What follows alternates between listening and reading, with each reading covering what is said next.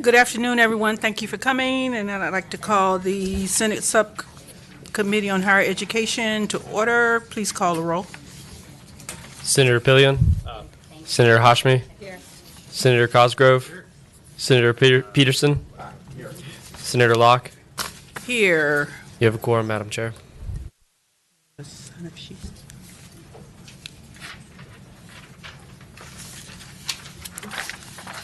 Thank you. Senator Steph. Thank you, Madam Chair, members of the committee. This one should be pretty easy and non-controversial. So you say. This one is. You'll love this one. So what Senate Bill 1295 does is it works with institutions of higher learning to adopt policies and guidelines for soliciting industry input into the institution's program and laying out a process to do that. It's pretty simple, pretty straightforward. Where we found this very helpful is on emergency management professionals with the techniques and stuff that they've learned and implemented, nurses, computer scientists, electrical engineering, and more recently with TCC with the welding curriculum. Our shipyard requires them to weld either overhead or at an upper 45-degree angle, and prior to the shipyard talking to them, they didn't do that. So what TCC has done is worked with them to modify the curriculum and make that happen, and it's just been a wonderful thing. And I think we have one speaker. Are there any questions from the committee before we move to any speakers? So I'm a little bit curious as to, what specifically is this asking the institutions to do? It just says to adopt policies and guidelines where you solicit or work with industry to get input on where the programs are and where they're going. That's it.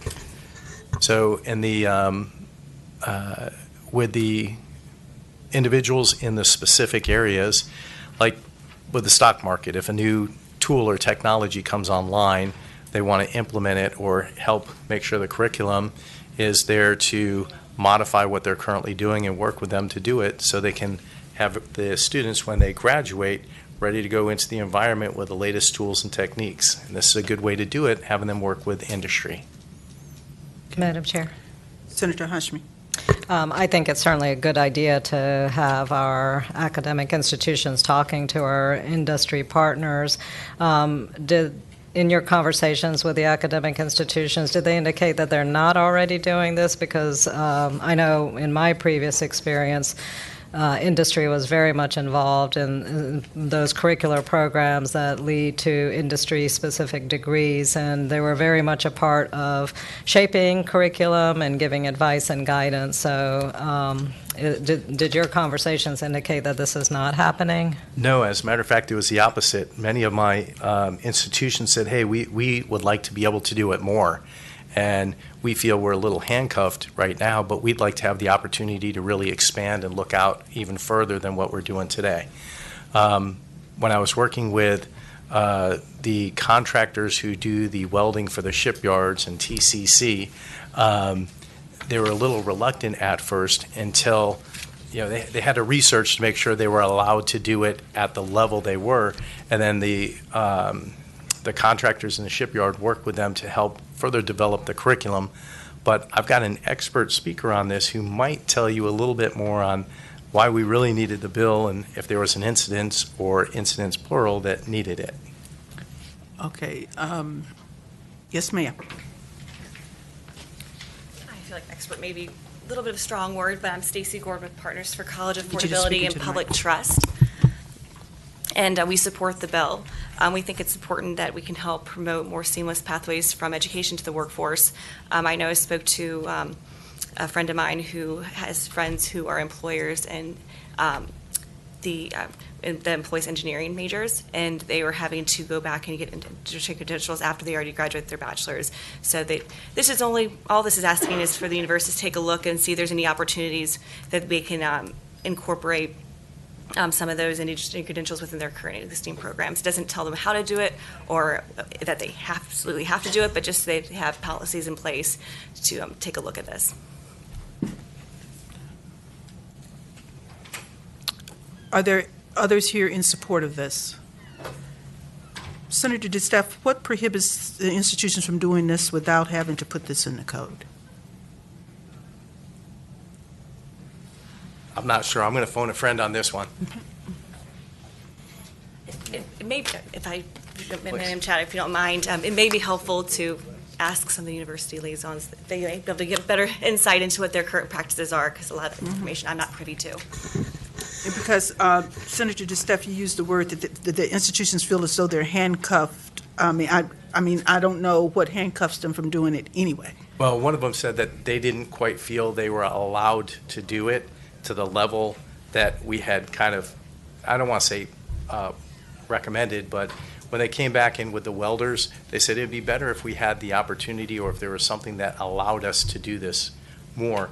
They literally came in and worked with them to redevelop the curriculum to do where a lot of, most of the folks who graduated were welding basically standing over what they were welding at the vertical up, and overhead was critically important for the shipyards. So, there was a little hesitation there until I kind of said, well, happy to carry a bill and clarify this. Happy to do whatever we need to do. But I think this is the right thing to do, because now you're going to, I think it extended one module. They were doing a day of welding when they did the upper stuff. And they taught them how to use different personal protective gear. And again, I thought that was very important, and said, hey, I'll help you if you feel it would help. I'm happy to introduce something and help you. Okay. Madam Chair. Senator Cosgrove. Thank you, Madam Chairman. At Old Dominion University, where I got my engineering degree, we actually have an engineering advisory board made up of local business people, entrepreneurs, business owners that interact with the College of Engineering.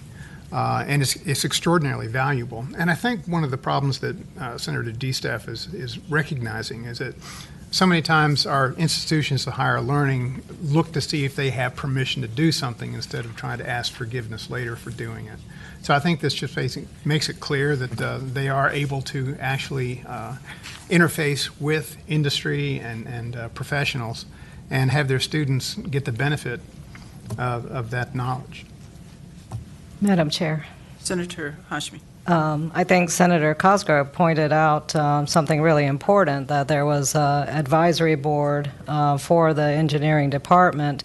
And my experience has been, especially at the community college level, especially with those curricular programs that lead directly to industry-specific degrees, that there are advisory boards in place, and they are populated by individuals who are leaders in the industry, who are certainly part of the workforce development concerns, and they are actively engaged in that process of developing the curricula and giving guidance to the program itself. My concern, I guess, here is that this is putting it with the governing board of the institutions, when in fact most of our degree programs, especially around industry-specific degrees, have the kind of advisory board that Senator Cosgrove outlined. And so that's just one of my concerns with the bill. Okay, anyone here in opposition to Senate Bill 1295? Madam Chair, Senator Peterson. this code section has to do, what a governing board is supposed to do. It says the governing board shall, and it has 17 fairly lengthy categories, none of which really have to do with administer a university for the benefit of the students and the taxpayers, which to me is what they really should be doing. Right, Peter? Thank you. And we keep adding new things. And by the way, I see a lot of these things as things I added. And so I'm part of the problem. I'm not the solution necessarily. But I just feel like we keep adding things which, as Senator Locke said, they can do this anyway. They should be doing this anyway. I think sometimes we need to just simplify and say, manage the university efficiently and effectively and do good. And we can drop some of this other stuff out. So I don't feel like this bill is it's not harmful, but I just feel like at some point we've got to bring it to an end. Or as I like to say, we'll be printing these code books for now and to the end of time. Okay, we have Senate Bill 1295 before us. I move to report. Second. Okay, it's been moved and seconded that Senate Bill 1295 be recommended for reporting. All those in favor, please say aye. Aye. Those opposed? No. No. Chair, members of the Thank you. committee, thank you very much. Thank you. Senator Serville. Do you want to bring Senator Barker with you? Or no? If you want to do them at the same time, you might want to. It's kind of pieces of the same problem. Yeah, right on time. What's my number again? Senate Bill 1461. 61, okay.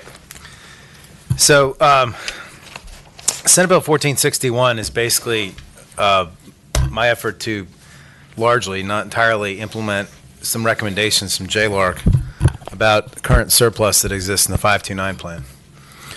So, just so everybody's clear, depending on who you ask, according to JLARC, there's between, it used to be $1.6 billion surplus. I think as of the last report that came out, it was $1.4 billion. It's derived from two sources. 40% is from management fees on their college savings plan. It's like their mutual fund style plan. The American funds and VA 529, they take a percentage of the assets they manage, and they put that aside to cover their management fees. 94% of the profits, the participants in that plan, are people who don't live in Virginia. Virginia has the largest 529 plan in the United States of America because we were one of the first ones out of the box. And American Funds markets our plan all across the United States. So 40% of this $1 billion surplus comes from mostly people who don't live in our state. The other portion comes from excess, let's say leftover money, unused money that's done from people who paid into the Virginia prepaid tuition plan, which no longer exists. They terminated it about 2 or 3 years ago and started a whole new plan. The reason that money exists is either because the stock market did better than expected, because tuition was less than expected, or because more families chose a cheaper school than a more expensive school. So, for example, more people went to JMU than went to William & Mary, something like that. But the deal they cut was whatever the number was, the state would pay, and I assume if there hadn't been enough money in there, the families would not have been okay paying more money. They probably would have said the state should pay. In any event, so as it happens, there's $1 billion, $1.4 billion sitting there that needs to be used for something. JLARC recommended that one of the things we could do was withdraw it in $250 million increments, reviewed by an independent committee, which is what my bill says, to ensure we're not harming the actuarial integrity of the plan, and use it for something else. And what I've proposed here is we take $250 million out a year up until about $1 billion. We put it in the new fund that we call the Virginia Endowment Fund, College Opportunity Endowment, and then we take that money and run it as an endowment, take the earnings every year, and pay for scholarships for Pell-eligible students that go to our schools that don't have the largest endowments. So basically, all the schools except for UVA, William & Mary, and Virginia Tech. I think this would generate about 2,500 scholarships a year, ultimately, 2,500 full rides to Pell-eligible students in Virginia.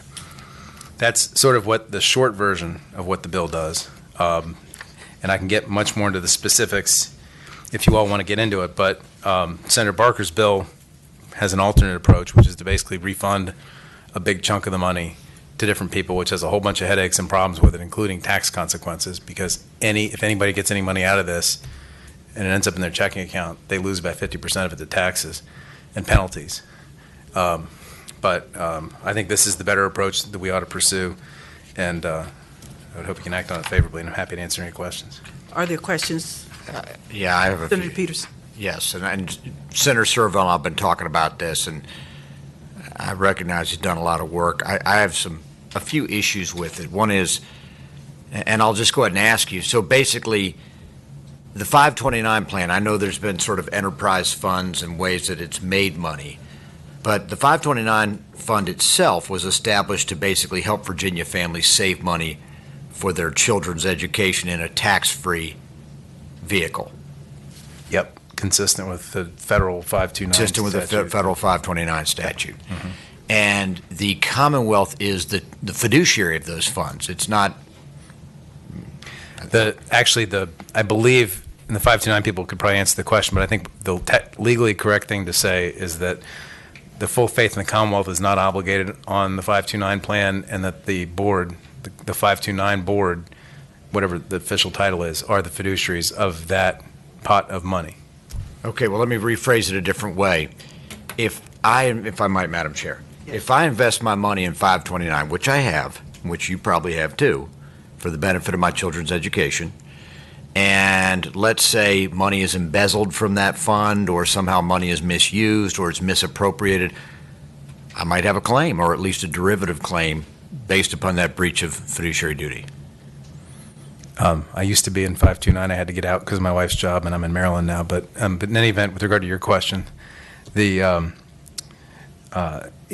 would think that if you could show they breached their fiduciary duty somehow, then you could have a claim against the board for that. Okay, further question, Madam Chair. Senator Peterson. So I guess my point is that the 529 plan is not here, for lack of a better term, to kind of solve all the problems in the world. It's really to just help Virginia families take advantage of that IRS rule and shelter their income, and then later put that money back out so they can pay for tuition. Madam Chairman, I'd say to the senator that I think he's misinterpreting their statutory mission a little bit. I would agree that their primary mission is to do what you described, but I believe if you look at the charge that the General Assembly gave them in their statute, which is it's in 23.1, 70 something, I think it's 704, I think they have a little bit of a broader mission than that. Prepaid tuition and investing mutual funds and all that is part of it. And I would just note that if you look at Senator Barker's bill seeks to broaden their authority to do even more things to make college affordable for everybody, including community colleges and trade schools and other things like that. Let me get to my final question, my perhaps ultimate, if not penultimate question, Madam Chair. Senator Peterson. And that is, if we've established this, what is essentially a private savings account, and if it's become overfunded, like many pensions do, or many so that we have more money than we need to send all these kids to college. So now we're sitting on this surplus. Wouldn't it be better, rather than sort of taking it to establish a scholarship fund for maybe 2,000 deserving students, but rather use that for something that's a broadly social, like say, for example, paying down state bonds, or doing something that would actually have a much broader social gain, as opposed to sort of doling out, what would essentially be an individualized benefit. Do you see what I'm saying? Yeah, in my conversations with JLARC, they did a lot of different things to independently evaluate things before they made their recommendations, one of which is they talked to an independent actuary to confirm that the plan is in fact 195% funded on an actuarial basis, which 529 disagrees with, by the way. But they also talked with attorneys who said that they felt they would be on much, much, much safer, in fact, very safe legal ground if the money were used for a college purpose or a college purpose, like scholarship purpose like this, instead of taking it and putting it to a completely unrelated purpose like a pension. No, I'm saying like pay down bonds for our colleges. In other words, we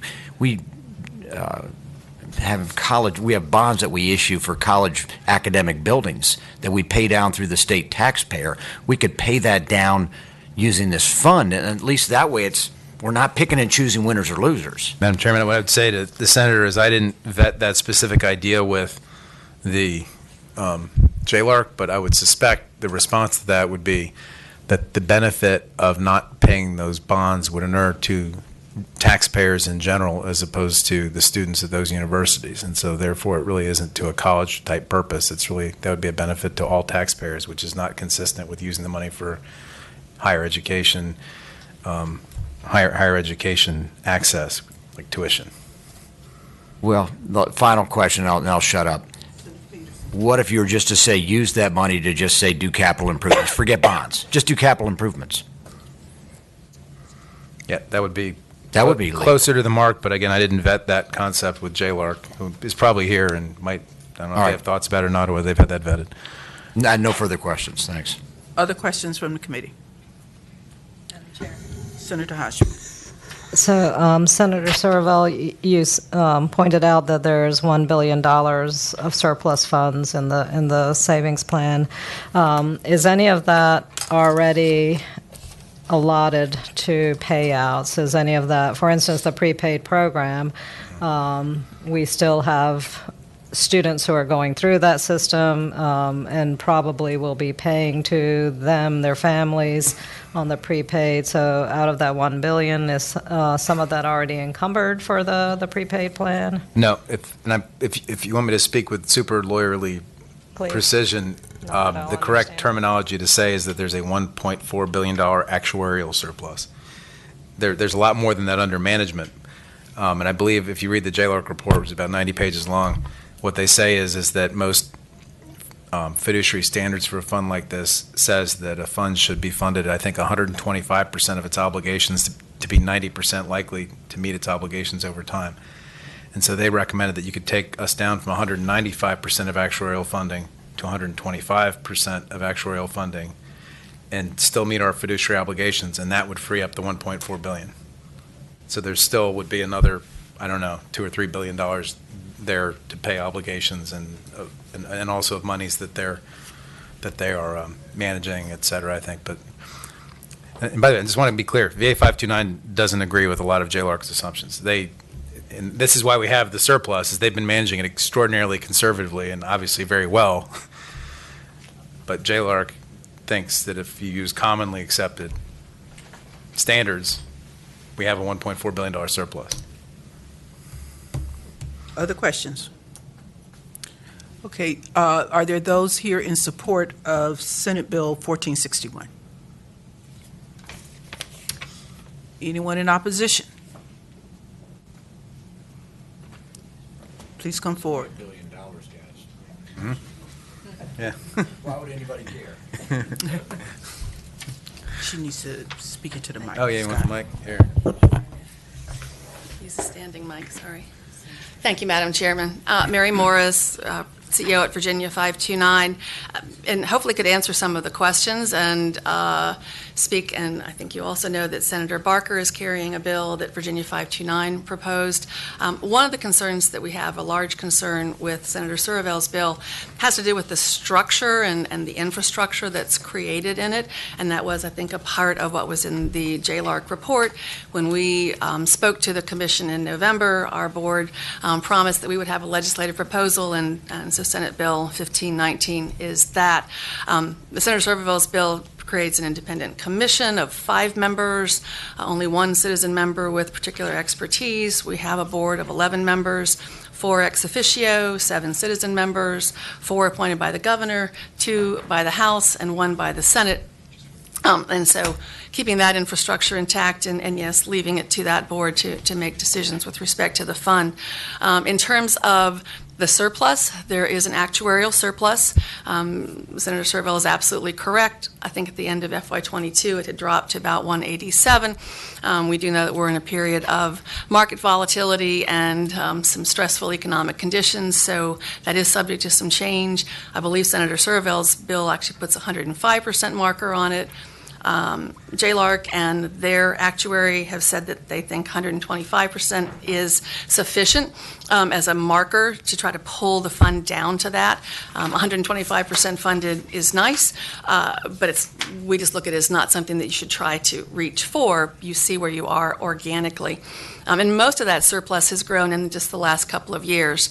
FY21, for example, we had the largest return, almost a 24% return on the portfolio, and our funded status went up 40% in a single year. It has gone down as much as 40% in a single year as well. So, again, our board is just very cognizant of the volatility. They've worked over the last year on a policy that looks not just at actuarial surplus, but at so almost an insurance model, a regulated company model for looking at the risk to the portfolio. We do agree that there's an opportunity to do something, and we do look at what's been in our statutory mandate since 1994 when we were created, is to provide the programs for the citizens, as you've said, and we actually do have national programs. They're the largest 529 program in the country. Everything Senator Surville said about that is accurate. Actually, it was 60% of the actuarial surplus is attributable to net operating revenues that were contributed over about a 15-year period as our savings programs were growing at a 12 to 15% rate each of those years. Revenues exceeded what we had anticipated, which is a nice thing, and they were allocated to the prepaid fund to provide that reserve that we have, and then it grew from there. So we have been fortunate to have good investment performance, as well as moderating tuition inflation in the last 5 years has been the main cause of the increase in the funded status. And then in our statute has always been a mandate to enhance access and affordability for all of higher education for all Virginians. And so that part of it, to be able to utilize some part of this defined benefit trust fund, the board has been looking at. We think that looking at doing something for the customers, and again, over the last 12 or 15 years, as the disparity and cost of Virginia's public university grew, our participants received different amounts, so we want to take a look at that. And anyone that went out of state, particularly with the low interest rate environment we had, was getting a very small return on their investment because of that. And all of that is in our statute. We can't vary the benefits without legislative relief, and so that's a part of Senator Barker's bill. And so our board wants to look at that as well. Is there some way to enhance the benefits to make it more like what we have now with the new tuition track portfolio, which, as Senator Surville said, we closed the prepaid program because of the disparity in pricing and many other reasons, and have reopened with the tuition track portfolio, which is just beginning to grow. That will add more liabilities to the trust fund as well, and so the funded status will be impacted by that, but that is one of the things that has caused the higher actuarial surplus. So we're just very careful about it. Again, we think we have a really talented board. We have Senator Stosh is here. He spoke to the commission. He's here today also to address the board's position. Our board is, I think united is a fair way to put it in not removing the discretion. In Senator Surville's bill, our board would be mandated to remove funds from the trust fund, even if they thought that would violate their fiduciary obligations, and taking it down to 105%. We think would do that. If you then had a 40% correction, we could be at something like 75% funded, which in actuarial terms makes you much less than 50% likely to be able to meet your long-term obligations. 100% funded status in actuarial terms means you have a 50-50 chance of meeting long-term obligations. As you said, 125% depends on the year because that fluctuates, but that does give you a much higher percentage.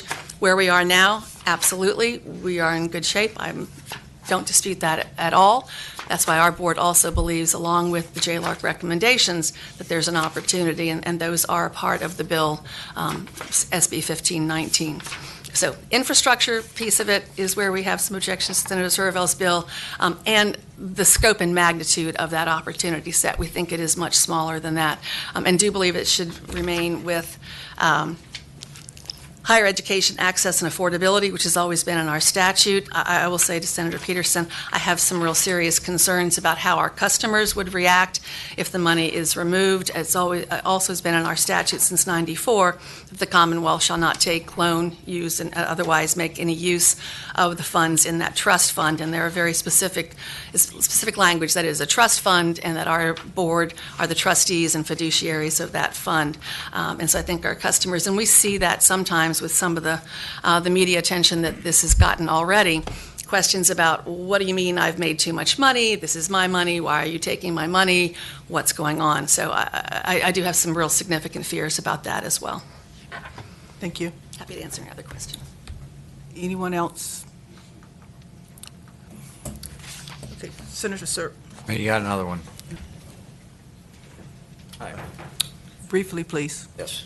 My name's Dave Richardson. I'm the state treasurer. I wanted to point out one aspect of the bill that I think is troublesome to me. I'm a 44-year partner at McGuire Woods, so I have a little legal background. The board, I'm on the 529 board as an ex officio member, and I feel really strongly that these types of decisions are things that ought to be left to the board to exercise their fiduciary duty. And the part of the bill that is troublesome to me is the independent committee that determines whether the payment gets made, the $250 million a year. And I just think that usurps the fiduciary obligation of the board itself. If the board itself doesn't believe that that's appropriate, the committee, under the way the bill's worded right now, could mandate that they do it and the board couldn't stop it. And I just think that's fundamentally not the function of a board like this. If I was a citizen member and not an ex officio, I would be very hesitant to go on this board because of that provision, frankly. Thank you. Senator Servo. Thank you, Madam Chairman. So, a couple things. First of all, I just wanted to point out that I was just scrolling through the bill. The bill is actually not as long as it looks like. I mean, well, it is, but it's not. The meat of the bill is like the first 5 pages. The last like 10, 15, 20 pages are just putting a new tax deduction in the code for contributions. That's all that is. And it, for some reason, it has to be restated like in 5 different places.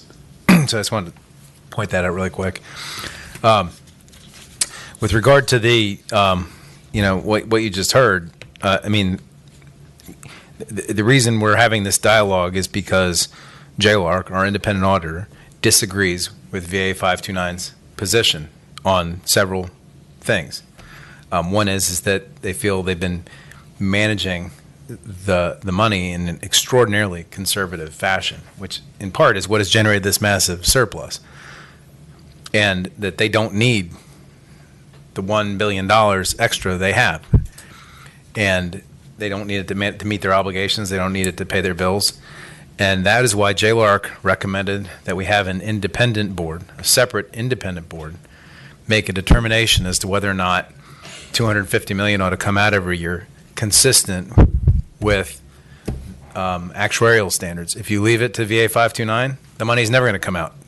They don't want to part with their $1 billion. They want to keep complete discretion over it, which is why they have a bill from Senator Barker that lets them keep all their money, and then they get to decide who gets it. And that's the sort of fundamental policy choice here. Is the legislature going to decide how this extra $1 billion gets used, or is a board of appointees going to decide after we give them some additional authority going to decide? And from my point of view, there's $1 billion that needs to get spent. We're the ones who should be making the decision, not a board of independent appointees, which varies every 4 years or whatever. I mean, this is a policy decision we need to make. And obviously, this will continue to get tweaked and modified as it goes through the system. There is no cognate on the other side. There used to be one for Barker's bill. There isn't anymore. So there's going to continue to be discussion about this as it moves forward. I would just hope we can move this forward and keep having dialogue about what to do with this money, because we need to do something. And I think it's a wonderful opportunity for us to make college more accessible to not just 2,500 people. It would probably be about 10,000 young people every decade. It's about 2,500 a year. And obviously, if they're in school for 4 years, it'd be a new 2,500 every 4 years. So I think it'd be a lot more than that. Further discussion. Madam Chairman. Senator Cosgrove. Madam Chairman, I think before we make an informed decision on this, we probably need to hear Senator Barker's bill before we take any action on either of these bills. Yeah, I thought we should hear them both at the same time. I agree with that. Too. And then the other question I have for you, Madam Chairman, shouldn't this be in finance? It's going there. Finance. Bus to get there. Yeah. I think JLARC's here if anybody wants to hear For from us to go to finance. JLARC's here if anybody wants to hear from JLARC, I'm pretty sure. So. Come on up, Barker. We'll go. As Senate Bill 1519.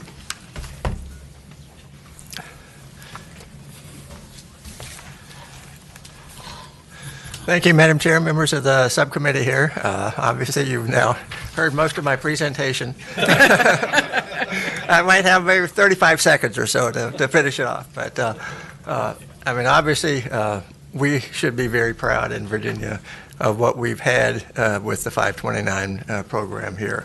The largest by quite a bit in terms of comparisons with other states, operating as a trust fund and providing benefits to both the Commonwealth of Virginia, but also to a lot of Virginians who have children and other relatives, et cetera, and that they end up helping to access those higher education institutions, and having generally been rated either number 1 or number 2 in the country in terms of our public higher education institutions.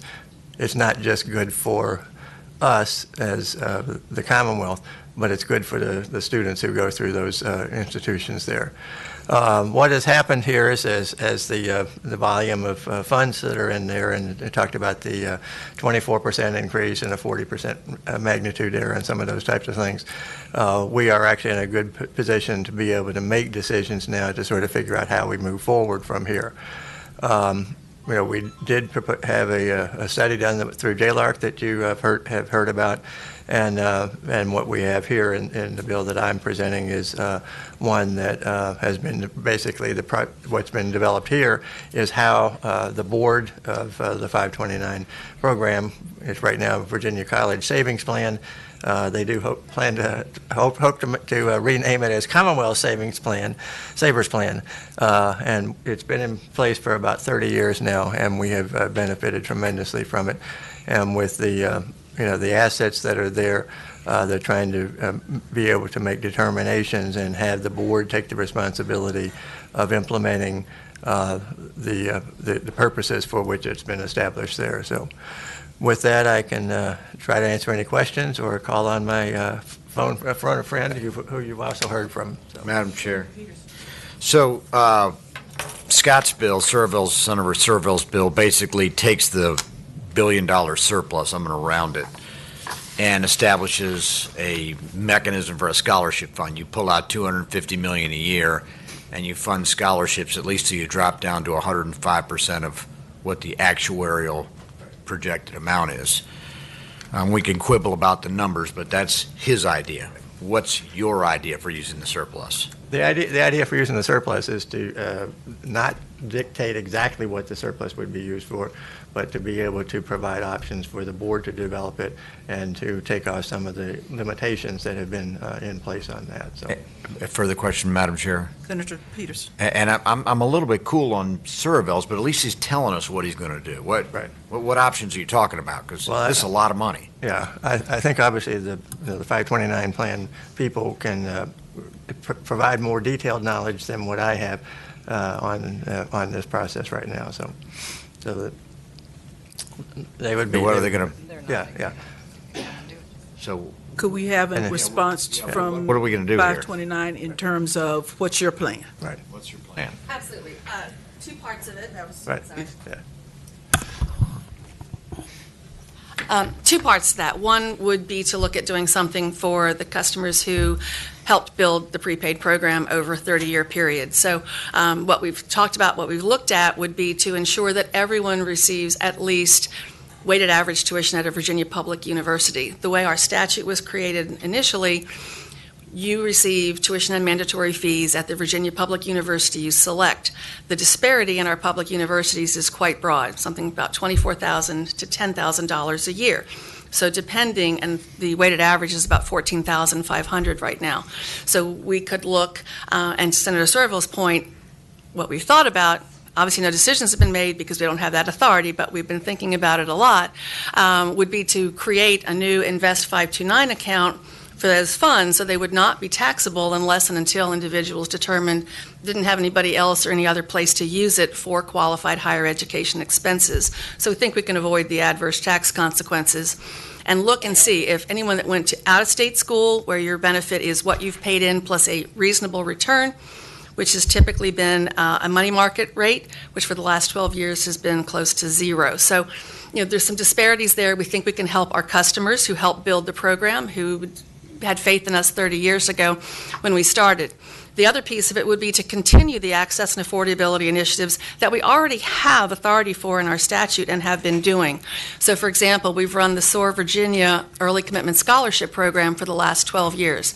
We've helped almost 10,000 students across Virginia in some of the most challenged schools in the Commonwealth, giving them access to access providers, college access providers that work with them over a 3-year period to make sure that they're taking the right classes, that they stay on target, they do the FAFSA, and that they apply to schools and get through. And the JLARC report of November actually did review that program and gave it very high marks and said that, in fact, it appears that that program has made a 16% difference in the students who were in the program for 3 years in terms of college attainment.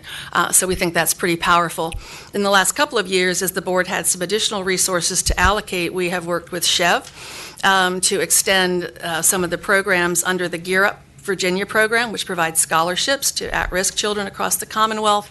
With some resources we've given, they've been able to provide, again, access programming for middle schoolers and high schoolers to get them on that pathway to education. We also have an agreement with VALHIN, which is the only, the Virginia Hispanic Latino Education Network, the only educational foundation in the Commonwealth, to provide some scholarships and some opportunities for at-risk children, children who don't even have that dream of higher education, to spend a week at Blacksburg in their leadership academies and some things like that. We're working with the Virginia College Access Corps. The list goes on, but those types of programs. And our hope would be to build through that, to get experts. Dr. Raspiller is actually leaving Bright Point Community College to join us to head up the Access Initiative, to work with Chev, to work with the community college system, to work with access providers, to work with the Department of Education, the Department of Labor. If we develop a new workforce agency, we would work with them to find the programs that work and to ensure that we do as much as we can to be transformative in terms of educational access in Virginia. That's the goal. That would be the dream with these funds. That's what we've been trying to work for as a part of our statutory mandate for years. And I will say that's one of the other issues. I didn't have a chance there, but as we're speaking to Senator Barker's bill, Senator Surville's would provide scholarships only to individuals at four-year universities. We think the opportunity set is much broader if we look at workforce training, credentials, the sort of the continuum that's education today and the different pathways to education that so many of our citizens are following, and it also would have some opportunities for adult learners. That's the other part of what we've been doing. We've been working with community college system on G3 and Fast Forward. We want to be good partners. We want to work with the Commonwealth with the things that this General Assembly is supporting, like G3 and Fast Forward in the community college system, and be good partners to advance what the Commonwealth wants to do in terms of education. So that's the plan. And we haven't played it all out because we don't have the authority. But the plan would be to take the time to find the right programs and to maximize the effectiveness of whatever resources we have. And again, we agree that there's an opportunity, just disagree as to the scope of it, that it's not. Senator Peterson. Madam Chair, and I apologize. I'm interested in this issue. I have a lot of money invested in this program, and I know a lot of people in the audience do. I took your position. I understand Senator Surville's position to be we take the surplus and invest it on scholarships for children that are Pell Grants, so their families have not bought into the program. I thought your position was going to be let's take the surplus and use it for the benefit of the depositors. But I'm kind of getting a mixed message that part of it. You want to do part of it, and then another part is access and affordability initiatives. So yeah, exactly, a whole bunch of other stuff. So I'm kind of I'm looking for a clearer dichotomy here. And I just feel like it's everybody talking, and I'm not quite sure what.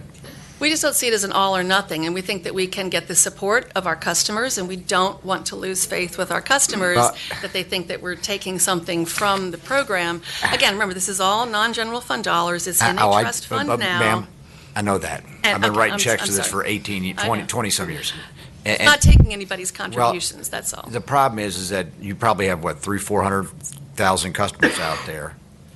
A lot. In Virginia, we have probably closer to 500,000. 500,000 customers. We have 2.5 million customers across the country. Okay, and so my point is that you will probably mail them a letter with a checkbox of which maybe 1% of 1% will actually read that letter. Most people just assume that when they give you money, you're holding it for their benefit and then they can use it for their kids. They're unaware of the surplus. Okay? So I guess I'm just a little bit wary about using money, again, which is to my way of thinking. I know Scott disagrees a little bit, but has been entrusted to you by the depositors, and you all have managed it very well, almost biblically so. And now you have an increase.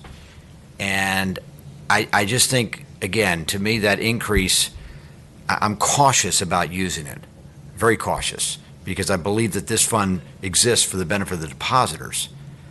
And I'm just I'm waiting to be persuaded otherwise. Anyways, Oh, I've and, spoken too much. I One thing that apologize. may be helpful is that we have saving programs. That's our College America and Invest 529. This has nothing to do with a dime in either of those programs. Nothing. This is just the prepaid? This is just the prepaid, the defined Okay. benefit. So that's a contract, and each of our contract owners has gotten exactly and will continue to get exactly what they bargained for. Okay. But there's also an opportunity to perhaps do more for them and to do more for access and affordability in Virginia.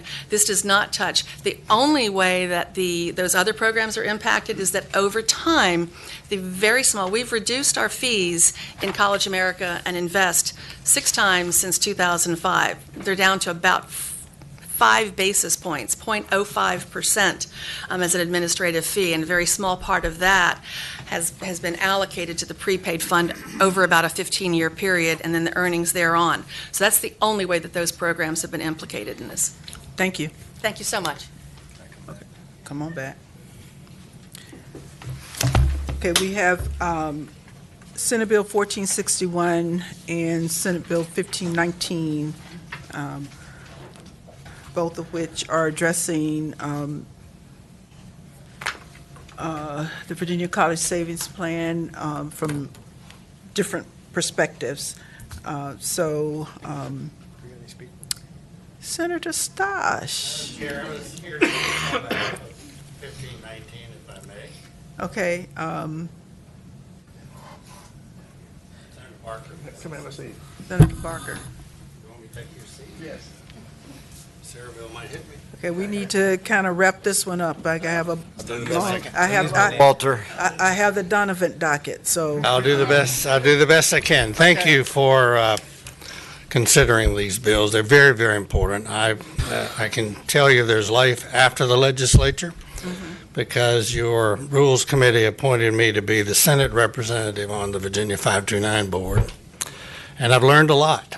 I learned that it has an outstanding board of 11 people, 4 of whom are the senior executives of finance and education in Virginia, and the other 7 are extraordinarily capable of finance, investment, accounting, legal, and other credentials as required under our statute. So there's no expectation that any board could do a better job or a more thoughtful job of carrying out the state mandate. When the bill was introduced in 1994, there was an expectation of prudence by the board members, a fiduciary responsibility. So unless you want to substitute the legislative fiduciary responsibility for the board, I would urge you to consider favorably the Barker bill, the 1519. The different disagreement that we had with the JLARC report was not that there was not a actuarial surplus, but just to be clear, an actuarial surplus is a snapshot at one moment in time of the value of the investments compared to the present value of the future benefits. Now, in order to get to future benefits, the board has to do several things. It has to guess as to what the rate of return will be for 20 or 30 years, has to guess at what the rate of increase in tuition will be for the same period of time. So since we do not have the full faith and credit of the Commonwealth or general fund support, as the VRS does, we can't be wrong. We have to have sufficient funds to ensure that we meet the contract commitments to our customers, as Ms. Morris was talking about. The JLARC report recommended a 125% funded status. We are in excess of that. And you have an excess when the value of the fund exceeds the present value of the benefits. There's not a bank account sitting around anywhere. It's a determination made on a given day. So they recommended 125% actuarially funded percentage. Our board is concerned about that, and because that gives us a 90% chance of meeting our obligations. Now, again, if you provided us with general fund support and full faith and credit, we could live with less than the funded status than we have. But we can't meet 90% of our obligations. We have to meet 100% of our obligations. So that's why we have been having a funded status that is higher than the JLARC recommendation. Is it high enough to allow some flexibility? Yes, it is. And our board has been looking at this for 2 years now and monitoring that balance, realizing it was increasing, but it increased by a third just because of last year's stock market. Now, we may give up that third this year. I don't know. No one knows. I don't think we will. But we have to be prudent. We have to follow the law that says we're prudent managers of that fund. We have that responsibility. We have that need to be very careful with these funds. We cannot look a customer in the eye 15 years from now and say, sorry, we don't have the funds. We can't pay out your account. This only has to do with the defined benefit plans. Defined benefit means you take someone's money, in our case, somewhere close to the current year's rate of tuition, and we say we will pay out the then future tuition with that fund. So it's an arduous task, very complicated financial decision task to reach those decisions. But our board is perfectly capable of doing it, and it is the right board to make those decisions. In answer to Senator Peterson, our board has discussed any number of opportunities to use any excess funds we have, including administrative fees. Unfortunately, the plans that we put into place 2 years ago have been thwarted by the fact that we've not been granted spending authority. Even though they're non-general funds, we have to ask the General Assembly for spending authority. So the very plans that we had in mind to carry out some of the goals that Senator Servell has in mind we've not been able to implement. Senator Barker's bill provides that authority. We need that spending authority, else we can't do anything. So, Madam Chair, thank you for appointing me to the board. I have learned a lot. Recommend it for any of you who wish to retire one day. But it is a very serious matter to deal with the prudent management of these funds. I go way back. I was one of the original patrons in 1994 of the College Savings Plan. Delegate Bill Mims, Delegate Eric Cantor were the House patrons. Senator Norman and I and others in the Senate. So it passed unanimously. There's overwhelming support for helping parents save money for the future costs of tuition. But you have to hedge against inflation. You have to hedge against tuition.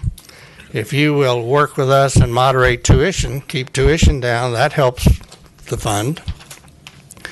If you figure out how we can get the stock market up, that helps the funds. But both of those are dynamics we have to deal with. So we believe that the recommendation by JLARC, while it's well intended, is more conservative than our appointed board believes it fits within the definition of prudent management. Thank you. Okay. Thank you, Madam Chair.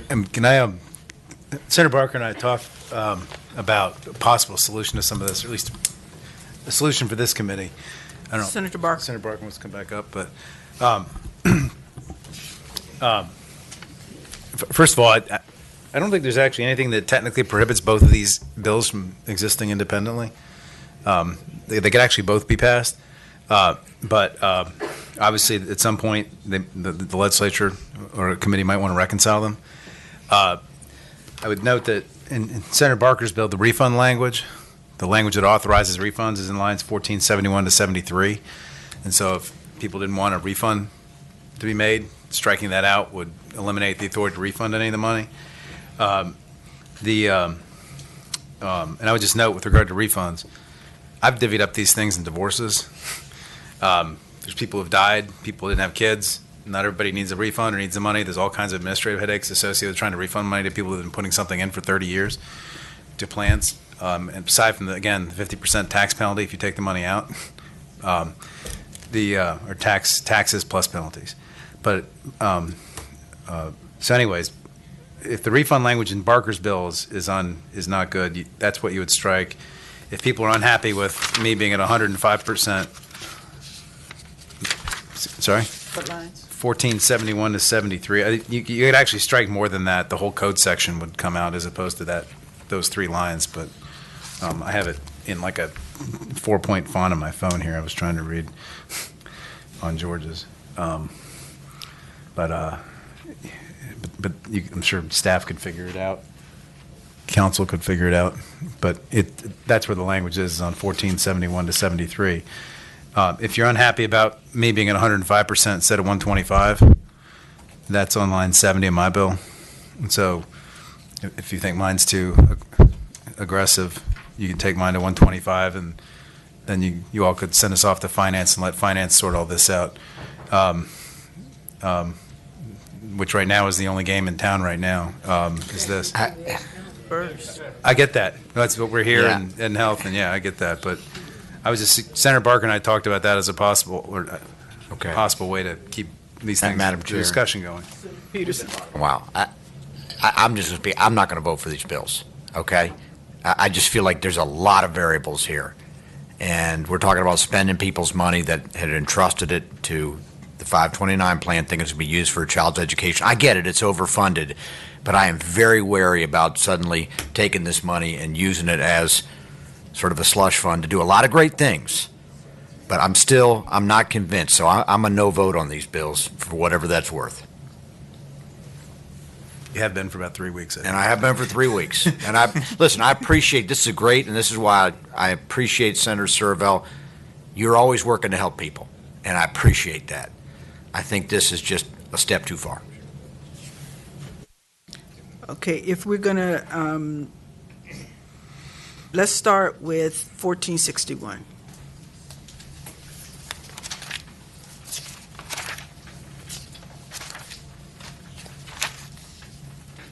Our job is just to make a recommendation to Ed and Health, to the full committee. I would move to PBI 1461. Second. It's been moved and seconded that Senate Bill 1461 be recommended to be passed by indefinitely. All those in favor, please say aye. Aye. Those opposed, I'm a no.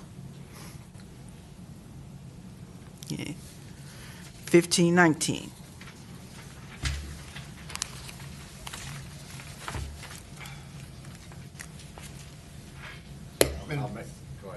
Madam Chairman, I'm going to sound a little strange, but the 529 plan has been a raging success. It's been extraordinarily well managed, and I think that Senator Barker, in dealing with the 529 plan, and of course with Senator Stosh being there as well, I actually like this plan, so I am going to make a motion to recommend reporting to the full committee and then re-refer to finance. Second. Moved and seconded that 1519 be recommended for reporting. You know this died in the House, but anyway. All those in favor, please say aye. Aye. Those opposed? No. No. I was an aye. Okay. Is there any way to roll these two together? Madam Chairman, then, having previously voted, I would suggest that we roll Senator Servell's bill. Although I don't want to be rolled if parts of my bill are not in his. You might want to have separate All right. votes in the committee, too. Yep. Yeah. All right. Never mind. Appreciate the thought. Yep. Okay. All right.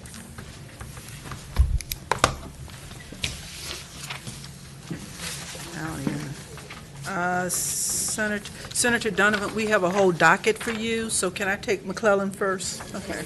Okay. Straightforward. That's the last thing They all say. Senate Bill 1499 changes a shall to may, and that's it. 1499. So currently, the chief executive officer of the VCU health system must be the vice president for health sciences for VCU.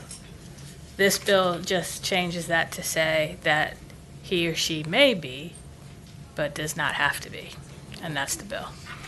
Gives more flexibility on who the CEO of the health system could be. Madam Chairman. Senator Cosgrove. Senator McCollum, do you have any idea why there was a shall in the original code on this? That was, the short answer is no. It is a very unique code section dealing with the governance of VCU that is very different from how the governance of the health system at UVA is done. It was done a long time ago under presidents of both the university and CEO of the health system and lobbyists who are no longer there. Okay. But there have been some issues there have been 3 different CEOs of the health system within the past 2 or 3 years. And both the Board of Visitors of VCU and the Board of the health system felt this flexibility was needed to ensure that they're hiring the best CEO of the health system that they can. The governor actually put this in the budget, and everyone agrees that rather than this being in the budget, this should be in the code. So that's the reason for the bill. Thank you. This is not an administration bill. Administration bill.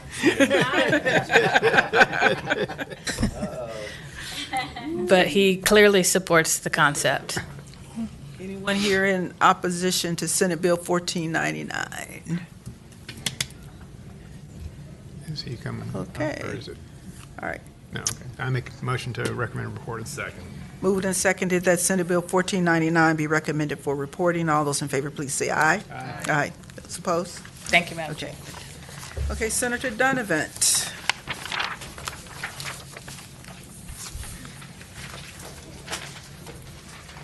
Thank you, Madam Chairman, members of the committee. I aspire to be quicker than Suravel. Madam Chairman, we'll start with 1172, and there is a substitute. Moved and seconded that substitute be adopted. All those in favor, please say aye. Aye. Those opposed? Okay. Madam Chairman and members of the committee, the idea here is to do something similar to what we did in the past with Passport for aligning core curriculum credits for degrees, associate and then baccalaureate, that allow students to move through more quickly, to have those credits be portable as they move between different programs as their needs may dictate, but always allow them to be stackable as they move forward. And so this bill that we're calling Passport Nursing Program is really a collaboration to figure out what that core curriculum is.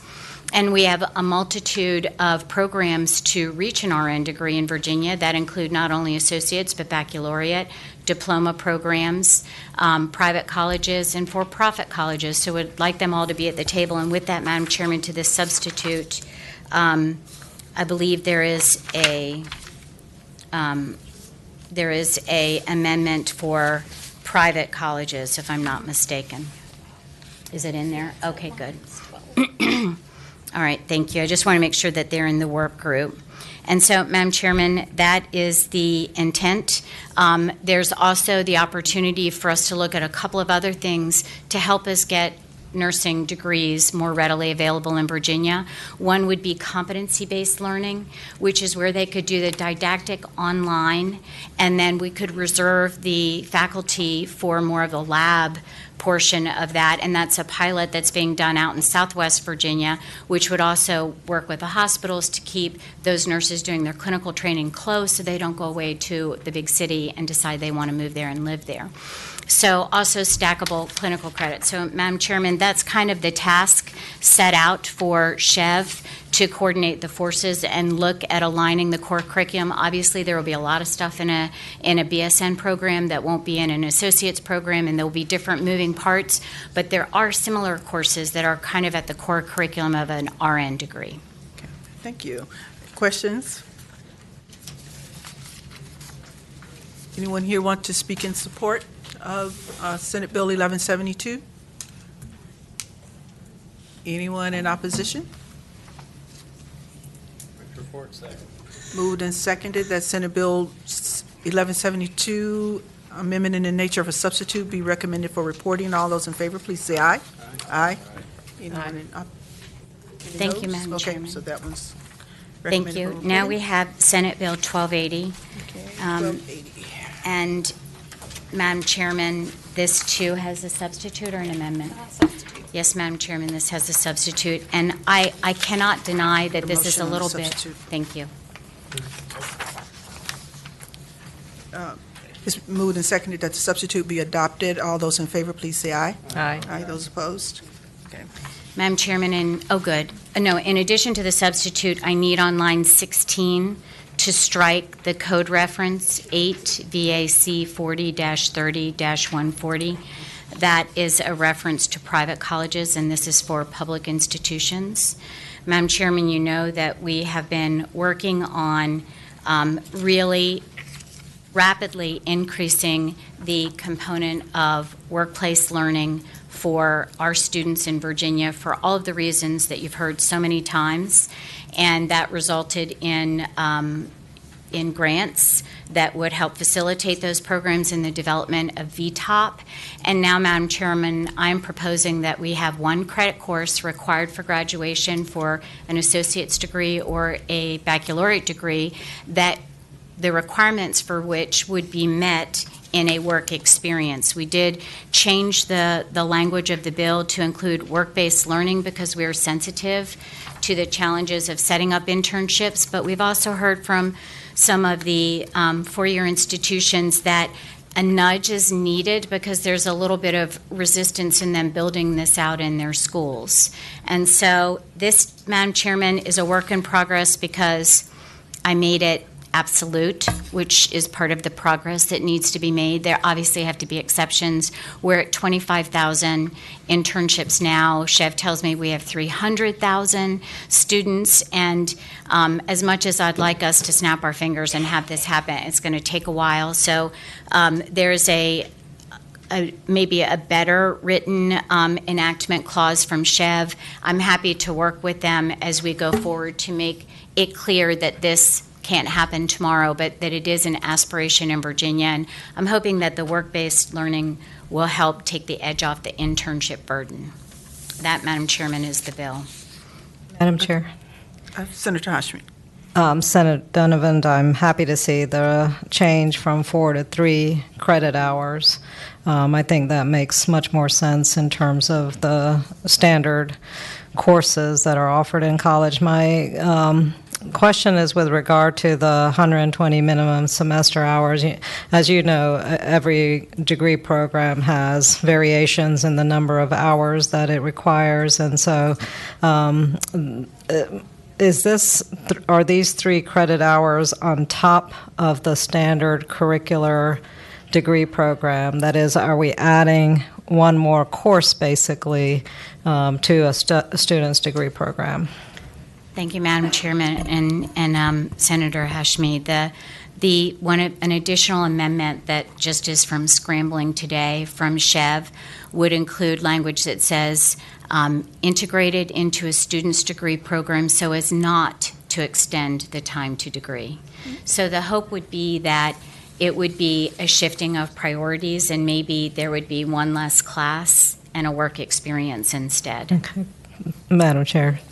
Senator Hashmi. Thank you. Thank you for that clarification because, as you know, it impacts the federal financial aid for students if we add additional credit hours that are required. My other question then was, will there be opportunities for us to have paid internship? I'm hoping that we will, in the work group, be able to integrate opportunities for paid internship for students. Madam Chairman and Senator Hashmi, absolutely. In fact, I didn't want to exclude unpaid, which was originally in there simply because of access. And we wanted to build that out. But Chev really doesn't like, and one of the reasons unpaid is out of here and work-based experience is in instead is Chev really endorses only paid internships. And so we might have to cobble this together over time. Just so that kids, there is quite a few, there's a high percentage, I can't remember what it is now, of kids in Virginia that graduate with never having had a workplace experience. So are you saying that in addition to the substitute that you've presented to us today, that there may be some additional changes? Yes, Madam Chairman. If it's the will of the committee to recommend this going forward, I would make those before the final committee today, Okay. this week. All right. Are there additional questions?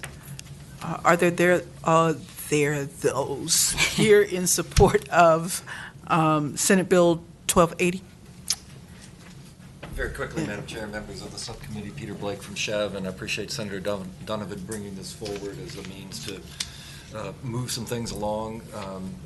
This is maybe a three-part experience. One is for the student to have the access to it. One is for the institution to have in place the kinds of things that are here, but also for the business and industry to step up and have enough internship opportunities. So all of these things will take a little bit of time. So I appreciate Senator Donovan's kind of patient approach to this, and we'll keep working on it here in the next 24 hours. Madam Chair, Right. four big guys.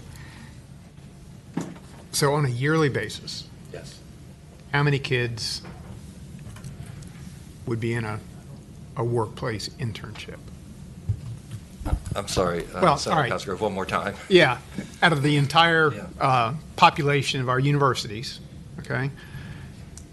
What's the number of students each year who would be in one of these internships? So basically take the total divided by 4, I guess. Right. So, Madam Chair and Senator Cosgrove, right now we believe that something like 25,000 students have some sort of internship experience or work-based experience. About, in a survey that we did a few years ago, about 47% of the graduates said that they had some kind of experience. So if you kind of do the math and work it backwards, that's how we come up with about the 25,000 a year. Okay. And the reason I'm going that way, Madam Chairman, is that basically it's great to say you got to have an internship, but they got to be there in order for the students to have them. And that's my concern. I mean, this is a whole lot of work that I'm not sure it's going to be available. Let's say, let's take Blacksburg, for example. You got a whole lot of students in a little town. Madam Chairman and Senator Cosgrove, yes, and that's where we're going to have to get creative. A lot of the Southwest has looked at doing remote internships online, which they can actually make work, and there will be a delayed enactment as kind of part of the working this forward, because and even in theory, we're like, well, maybe when are we going to get to 50%? When are we going to get to 75%? As opposed to what I actually wrote, which was, let's do it, everyone. Additional questions? Okay. Anyone here in opposition? Okay. Okay. I'm going to recommend reporting the substitute. Moved and seconded that Senate Bill 1280, amendment in the nature of a substitute, be recommended for reporting. All those in favor, please say aye. Aye. Those opposed? Okay. Thank you, Madam Chairman. Senate Bill 1286 is, I think, a small lift. I've talked to the community colleges on this. We have so many of our, healthcare programs that are. Oh, I'm so sorry. Always a substitute. Always a work in There's a progress. substitute. Yes, Madam Chairman, a substitute. Moved and seconded that the substitute be adopted. All those in favor, please say aye. Aye. Madam Chairman, this just really directs the community college system to standardize their programs for healthcare certifications and degrees that they award so that the classes have the same name and that they have the same content, rigor, etc. They've been working on this for a while, but they haven't quite gotten the titles in some, and it's just caused more, again, portability issues as students move between different community colleges and programs in the state. Any questions? Okay. Those here in support of Senate Bill 1286? Madam Chairman, Ellen Davenport with the Community College System. We have been in conversations with Senator Donovan. I'm just saying the substitute right now. Our nursing curriculum is standardized across all of our 23 colleges, and I would like to just... I hope nursing's not in here, is it? Okay, well, anyway, have a little bit more time to look at the substitute. Okay. Thank you. Anyone here in opposition?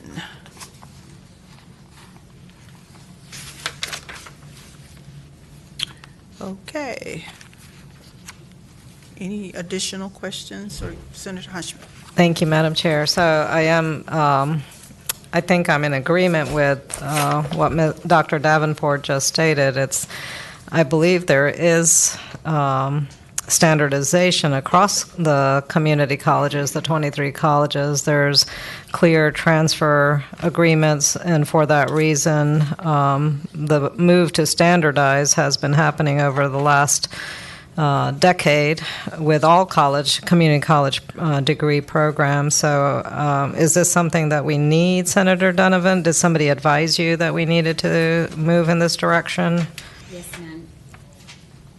Yes, Madam Chairman and Senator Hashmi. This actually came to me from Carillion and their CEO, that they had problems with this issue in things like radiology techs, pharmacy techs, and some of the other non-nursing healthcare industry credentials. And when we discussed this with the community college, they spoke to the fact that they were working on alignment, but had not done the final steps in making sure, I guess, that the course names were the same and some of the other variables. So there's a budget amendment in here for them to finish doing that work, but the idea is not to thwart them, but to accelerate what they're already doing. Thank you, Madam Chair. I would just like to have confirmation from Dr. Donovan once she had a chance to review the substitute language, so perhaps we could just come back to this. We can, and I did review it, and I think the challenge is it says all health care, and it was really meant besides nursing, and so I'm happy to amend that, but the meat of the language is on line 62 to 68, and I really have to look and see what the change was. I think the change was that, I don't actually know, maybe the clerk can speak to the change. I think there was a lot of redundant language. Yes, Yeah. Madam Chair, Senator Donovan. So the substitute was to eliminate some redundant language, namely across all comprehensive community colleges was repeated several times, so that was the big thing that was omitted, and some other superfluous language, as well as the phrase "who is previously employed in a field aligned with such program," which you will see in the initial bill as introduced in lines 68 to 69 was omitted. And then another thing that was added was just a clarification that the standardization of courses would also apply to the name of the courses. So it's very similar to the bill that they were able to review before. It just was a little bit harder to read.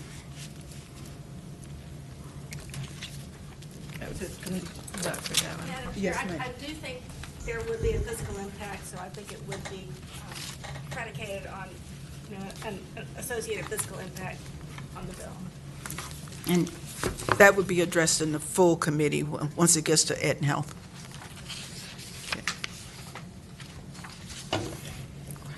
Okay. Okay, we have Senate Bill 1286.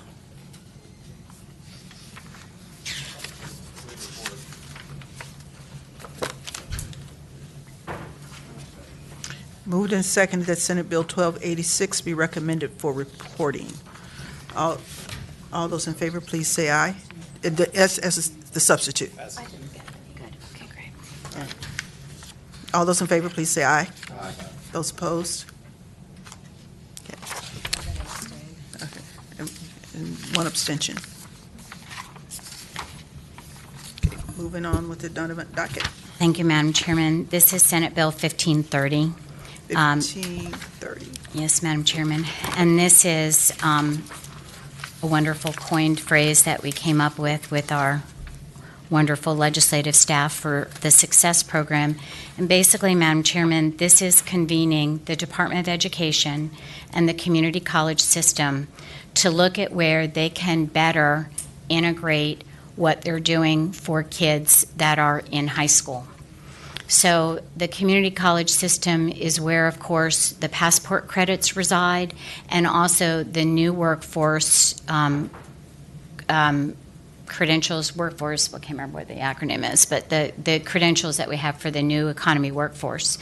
And we have kids in high school that are getting dual enrollment classes that are not necessarily applying to their degree. My daughter went through a dual enrollment program and got 28 credits dual enrolled with VCU for engineering. None of them were accepted when she went to her 4-year, and that's kind of where Passport came from, but we never really prioritized dropping Passport back into the system for high school. That's a different bill that we're talking about, but that's an example, as well as workforce credentials.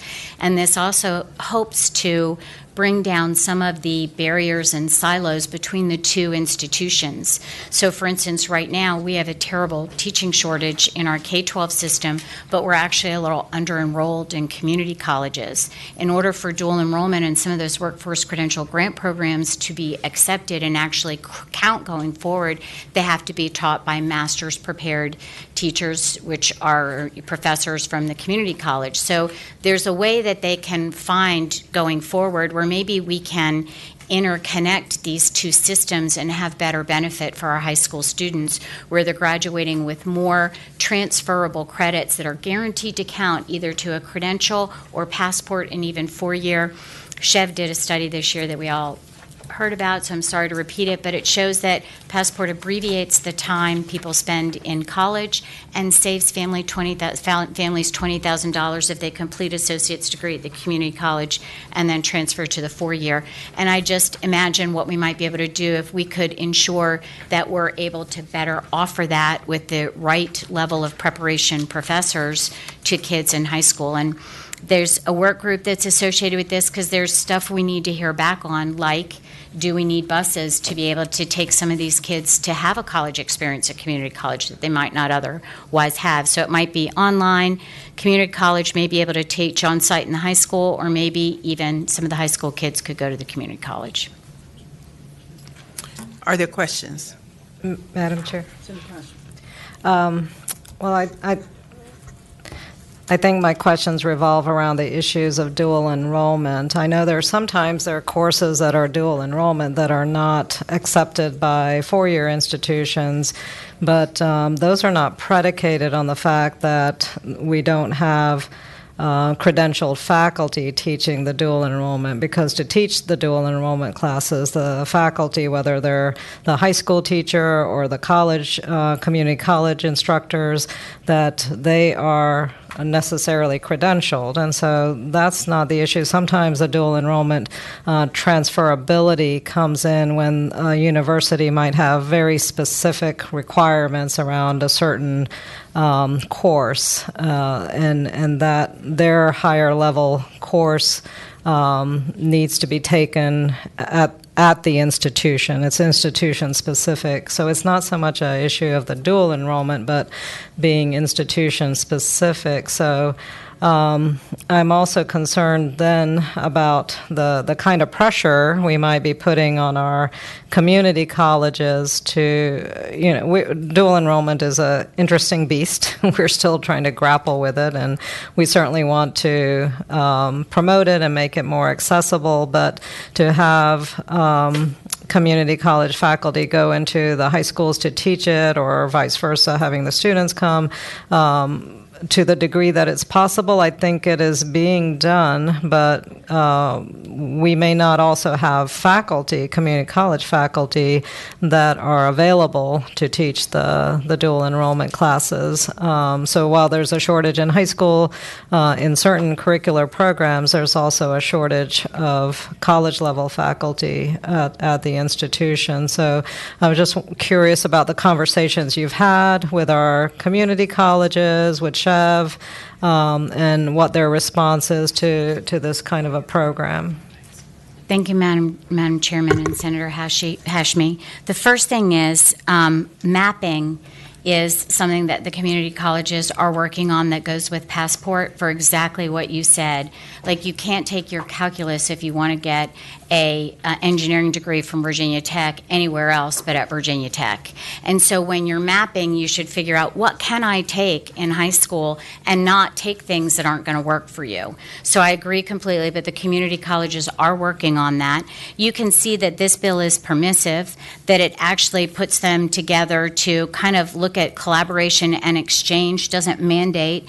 The community colleges have been excited about it when I talked with them on this idea, and I think K-12 is as well. There are unanswered questions because we need the subject matter experts, which are the two we just cited. It's really not Chev. We did have, I think that was the amendment that we had. I think because this is all Workforce Credentials Grant Program, and I'm so sorry about that, but that is the one amendment, is that we were going to let, it is in this bill, I'm sorry, the State Board for Community Colleges, but we didn't have Chev on this one because the community colleges are really the ones that, are the arbitrators of Passport and those Workforce Credential Grant Programs. And so there is a budget amendment with this that gives them the money to kind of sit down. And again, K-12 is very excited about this too. So I hope that answers your questions. Thank you. Are there other questions? Are there those here in support of this bill?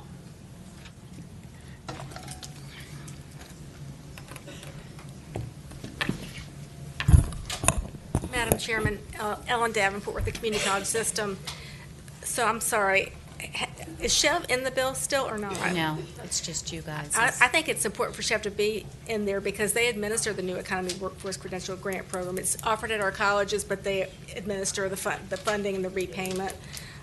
Also, I'm sort of concerned about the timeline of mandated implementation by the 24-25 school year. So I just want to offer those comments. But we did. Our interim chancellor did meet with Senator Donovan and me last week on this concept, and I think it is a good idea to have identified Passport credits, in high school that would be automatically transferable.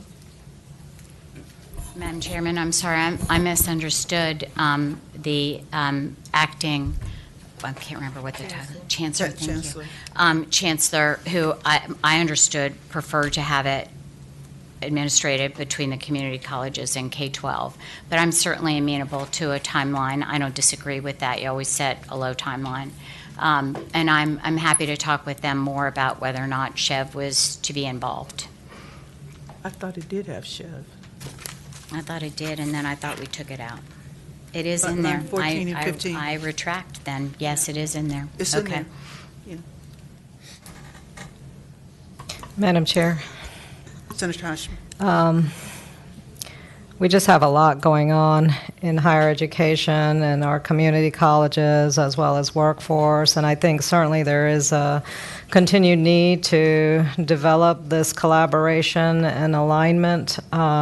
Just seems a lot to take on right now, given all the other areas that we are working on, and G3 is certainly a wonderful program and has opportunities, but when this bill just seems to be mixing many different programs. G3 is right now, as it exists, it's for those applied degree programs that are not for 4 years. It's for the AAS, AS, and so forth, but not 4 years.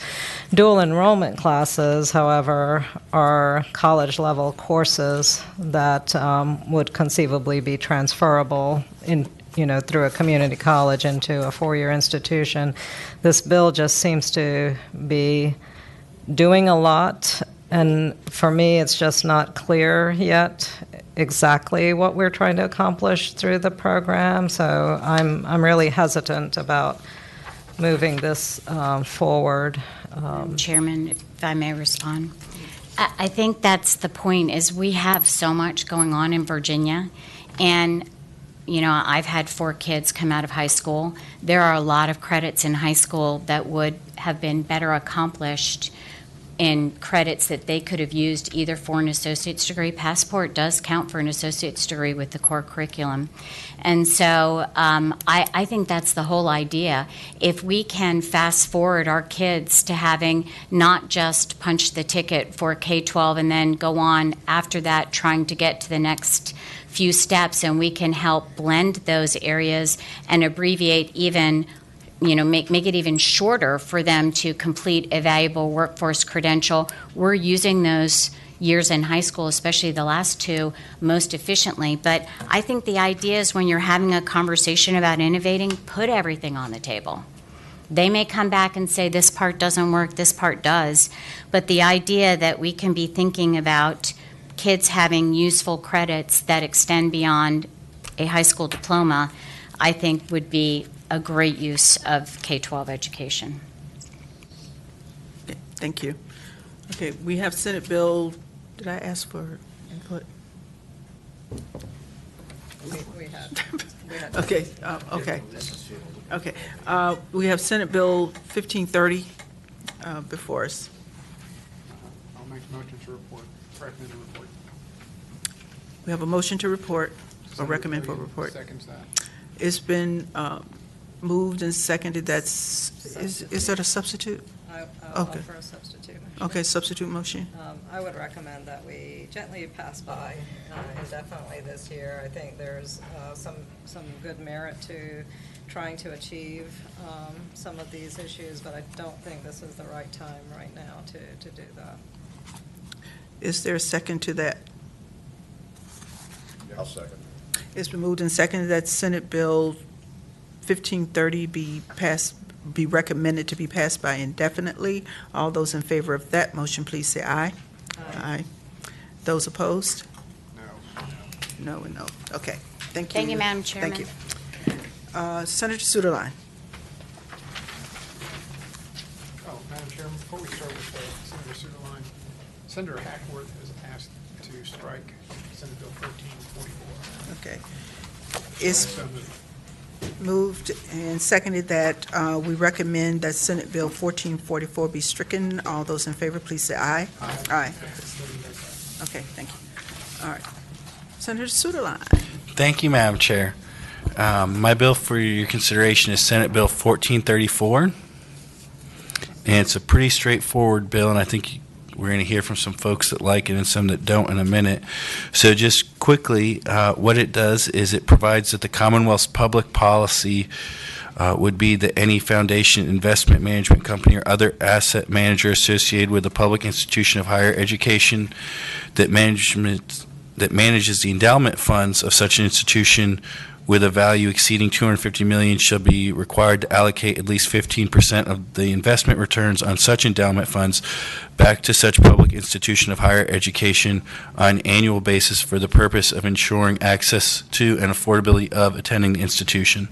So the idea is to make sure that foundation funds, not all of them obviously, but 15% of the returns would be used for tuition mitigation and other efforts to try to increase access and affordability for our students or hopeful students across Virginia. So are these foundation funds restricted? The hope would be to use non-restricted funds that way. All right. Madam Chair. Senator Cosgrove. Thank you. Senator, let's say that the management company's doing a bang-up job. The market is red hot. They're making lots and lots on their investments. And now we're telling them they've got to take 15% of the proceeds and put it back into the school where it could be actually earning a lot more if it remained invested. So, you see where I'm going with that? Yeah, I see. I think those would be two different views. My thought would be that it needs to, a lot of these have enjoyed several long periods of success, and the endowments keep getting larger and larger, and tuition at the same time keeps going higher and higher. And I think that the Commonwealth's public policy ought to be that we prioritize tuition mitigation in such a way that over the excessive growth in the fund, so that we would provide 15% there. But I think I hope not to take as much time as other people, and I heard other people say that, but I'd just like to have you take any questions, but I think there's going to be people that want to speak for it and against it. Are there those here in support of Senate Bill 1434?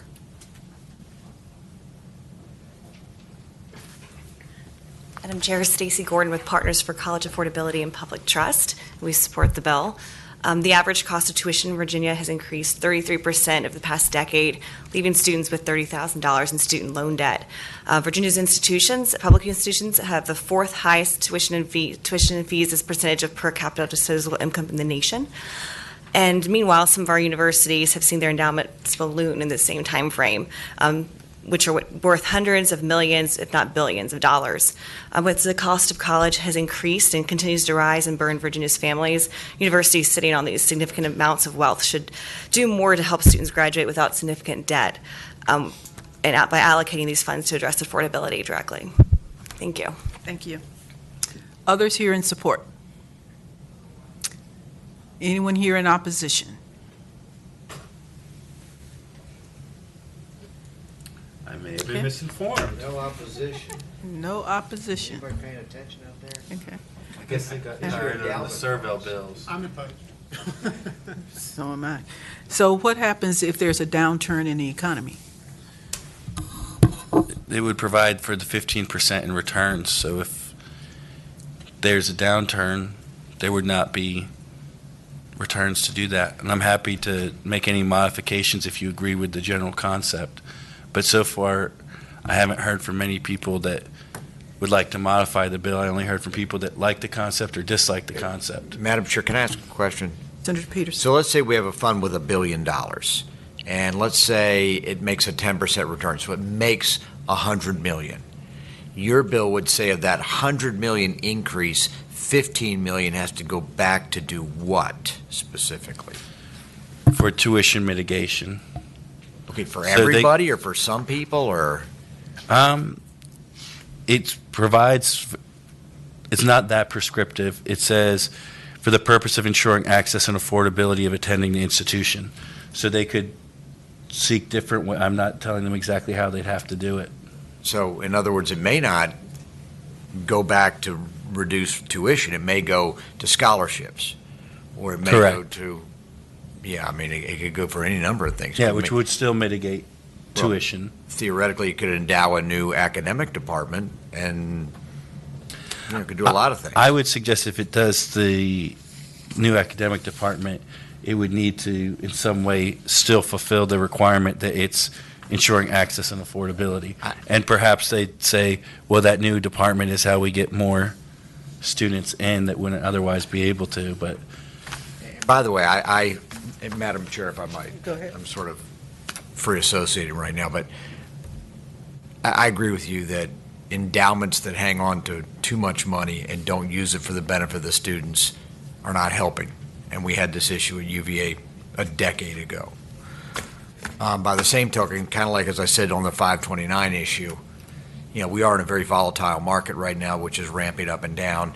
And I'm very wary about telling a board of visitors or whomever is in charge, the board of this, oh, you all can use it however you want. I mean, that's a lot of freedom for them, as opposed to just holding it and letting it increase. So, I probably, yeah, I like this bill, but I think it's both too prescriptive and too vague at the same time. Great. I'm glad you like it in that Yeah, way. maybe I don't like it, but anyways, thank you. Senator Cosgrove. Thank you. Dave, we've had several bills today dealing with, 529 funds and how this is all going. I just have a fundamental disagreement with the General Assembly mandating to these people who manage these funds so well, how they have to then use these funds. That's my concern. And so I won't be able to support the bill. Senator Hashmi. I respect the spirit of the bill. I think we certainly should be doing more to make our colleges more accessible and more affordable. My concern is the kind of vagary, I think, that is I'm hearing from my colleagues here as well. There's nothing in the bill language that would direct the supportive funding to students who are Pell eligible, students who meet a certain threshold for need. It could go to any number of students, students who don't really need that support. So because of the vagary of the language, it's hard for me to support it. And then also, when we're looking at endowments, as I think somebody earlier had asked, a good majority of the endowment of some of our larger institutions is already restricted. And so we're asking our colleges and universities to make decisions on unrestricted funding that may or may not be there given the changing circumstances of the market. So I have difficulty with this bill, Senator. Any last words, Senator Sudalan? Well, I welcome different amendments. I don't think they're going to be coming today, but I welcome the thoughts going forward. I'm not sure how I can fulfill my friend from Fairfax City to make it both more prescriptive and vaguer at the same time. That's quite the challenge. And I think the senator from Chesapeake and I just have a difference of opinion about the concept. So Senator Hashmi from Chesterfield, I welcome your more helpful advice on what you would like to do maybe next year or in the future to increase. My view is not to be overly prescriptive, but if in the future we find that that helps us make it more people and builds the coalition, I'm happy to do that. Senator Peterson. I'll make a motion, and I'm going to disclose myself. I actually sit on the board of a small college in Virginia, and one of the things that we have to do is make decisions about the endowment and when we use it and when we need to use it and pay bills and do all these things. And I do believe that endowment should exist to benefit the university and the students. I also think it's really not appropriate for us to micromanage that too much. Now, there's been times that it's gotten out of control, but by and large, I think the boards generally do a good job. So, anyways, I'm going to vote against this bill. I move to PBI. It's been moved and seconded that Senate Bill 1434 be recommended to pass by indefinitely to the full committee. All those in favor, please say aye. Aye. Those opposed? Okay. Thank you. Thank you. Senator Hashmi. Thank you, Madam Chair. I'm going to do it. Okay. Thank you, Madam Chair. SB 1410, I would ask that the committee recommend striking the bill. Okay. This is coming from my conversations with various stakeholders. It's been moved and seconded that Senate Bill 1410 be recommended to be stricken from the docket. All those in favor, please say aye. Aye. Aye. Those opposed? Okay. Our last bill, I think, is Senator Lucas's, and I'm going to present her bill. It has a substitute. Second. It's been moved and seconded that the substitute be adopted. All those in favor, please say aye. Aye. Aye. Those opposed? Okay, Senate Bill 1448, the substitute language proposes a reduced rate in tuition to any non-Virginia student with 30 or more credits who is enrolled in a program at Virginia State University or Norfolk State University that leads to employment in a high-demand field as determined by the Board of Visitors of the relevant institution. Both VSU and NSU have around 70% Pell eligible students, and for those from other states who would like to attend an HBCU, the cost of out-of-state tuition is out of reach. This includes students from the 31 states that do not have HBCUs.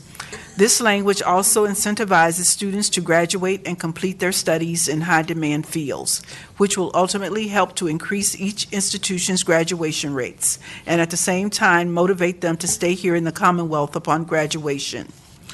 Other surrounding state legislatures with HBCUs are using creative ways to attract out-of-state students to increase educational access, reduce student debt, and grow their state's economy. This bill is a great opportunity for Virginia to compete and do the same. So that's what the substitute does. And are there those here who want to support Senate Bill 1448?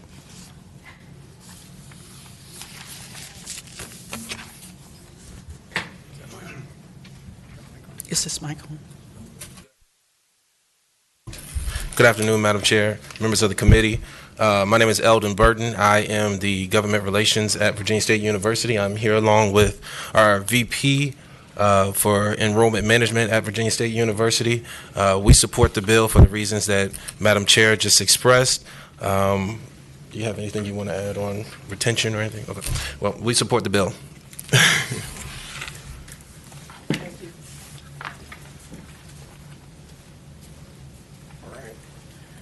Good afternoon, Madam Chair, members of the committee. My name is Eric Claville. I'm the Executive Advisor to the President of Norfolk State University, and we also support the bill for reasons articulated previously. Thank you. Madam Chairman. Senator Cosgrove. Thank you. I like the bill. It allows the boards of Norfolk State and Virginia State to do this if they so elect. Yes. They also define which high demand fields would be affected by this. So I think it's a pretty good bill. So I move to report the substitute. It's going to finance. And report and go to finance. There's a motion to recommend reporting. Second. It's been moved and seconded that Senate Bill 1448 substitute be recommended for reporting. All those in favor, please say aye. Aye. Aye. Those opposed? Yes. Okay. And that completes our docket. So thank you all for coming.